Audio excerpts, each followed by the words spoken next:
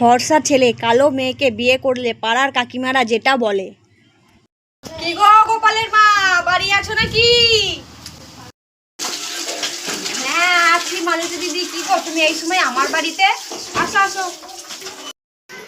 আরে গোপালের মা, একটা ভালো খবর আছে, আমি না থাকতে পারে তোমাকে খবরটা দিতে আসলাম।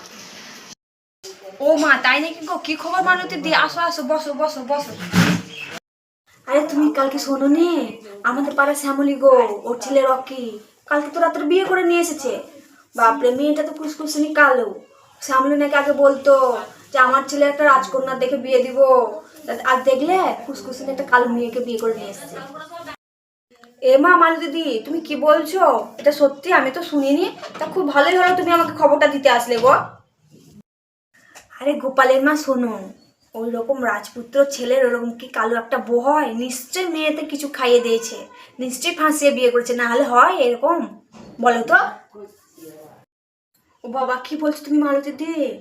ও বাবা, হতেও পারে, আজকাল যা দিন পড়েছে বাবা। মালতী দি তুমি বসো গো, তোমার জন্য আমি এক কাপ চা নিয়ে আসি। না না গোপালের মা, তুমি আবার চা করতে যেও না, আমি চা আমার খাবো না।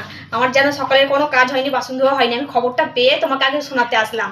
তো এখন আমি আসি গো, আমি আসি, আবার পরে আসবো, এখন আমি আসি, আমি চা খাবো না, আসছি গো।